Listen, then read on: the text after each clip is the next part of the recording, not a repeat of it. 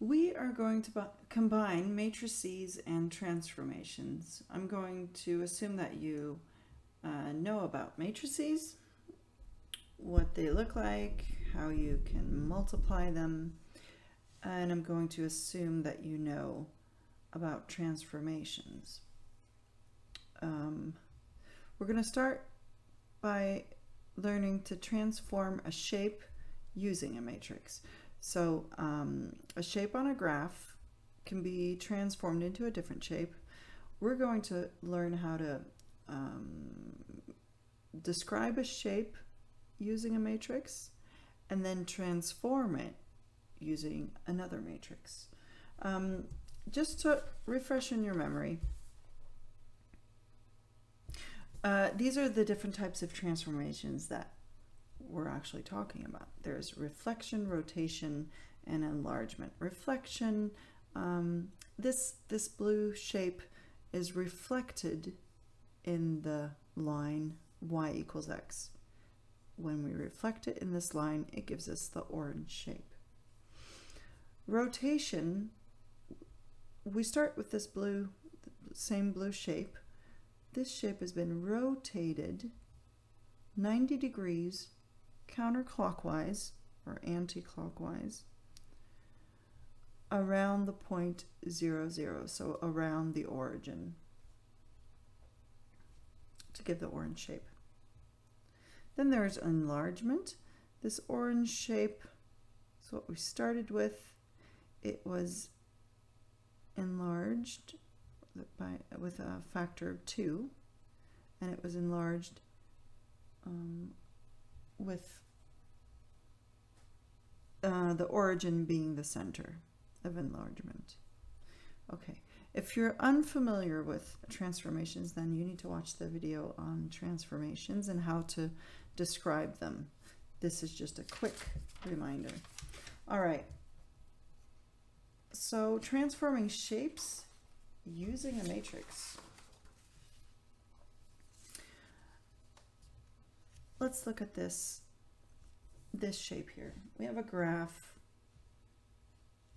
and it has a triangle on it, triangle ABC.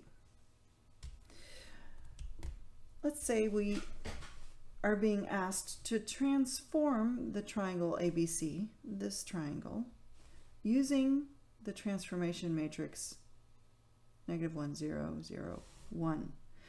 Okay, these are the steps that we need to take. First, we need to describe this shape using a matrix, and that's new. So, step 1,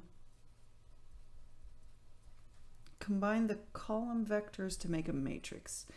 Hopefully you remember that a point on a graph can be described with a column vector.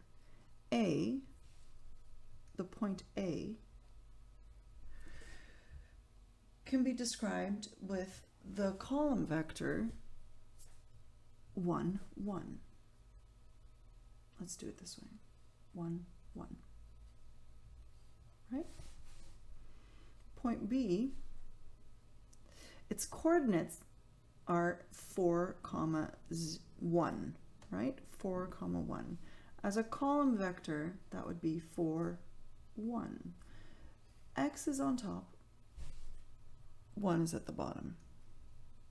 Y is at the bottom, right? X, Y.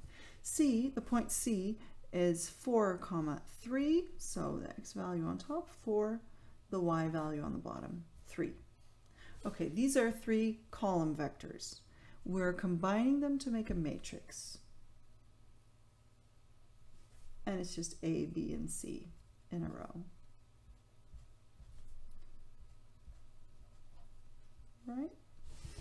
A, B, and C. This is our shape. Now they're asking us to transform it using this transformation matrix. How we do that is step 2, we multiply the matrices. So this matrix that describes our shape, we're multiplying it by our transformation matrix. 0, 1, -1, 0. And let's see what we get. Rows, columns. Actually, let's first see. This is a 2 by 2 matrix. This is a 2 rows by 3 columns matrix. 2. These are the same. That tells us that we actually can multiply them. 2 and 3 will give us the size of our product, so to say. 2 rows, 3 columns. So we know we need about this much space. Okay.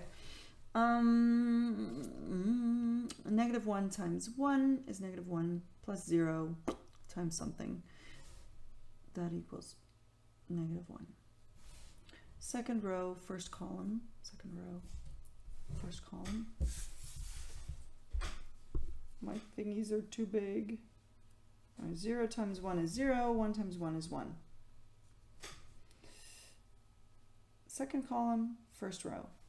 -1 times 4 is -4. 0, that's going to be nothing. So -4.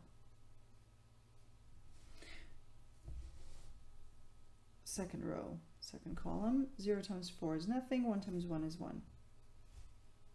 Third column, first row. -1 times 4 is -4 plus 0 times something. Still -4. Second row, third column. 0 times 4 is nothing. 1 times 3 is 3. So, this is our new matrix. We go to step 3. Oh, I should have written step 2 here. This is step 2. Step 3 is plotting the points on the graph. I'm just going to plot them, on this graph we have here. This is my A prime. Prime? Yeah, let's call it prime because it's derived from A, right? B prime, C prime. So our new A is -1, 1. -1 is the X value, 1 is the Y value, so it's right there, A prime.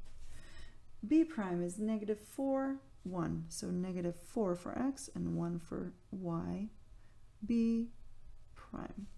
C is -4, 3. -4 and Y equals 3.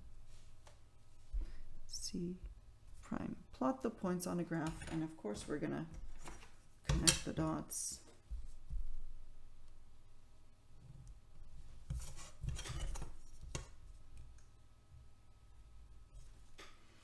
Voila. Okay. So this is our original shape. This is the transformed one. Step 4 is describe the transformation. And if you don't remember what the rules are for describing a transformation, then you need to watch the video on transformations. For now, this is a pretty easy one because it's a reflection, and reflections are easier to describe. It's a reflection, and what is it reflected in? It's the y-axis. In the y-axis, and that's all for describing this transformation.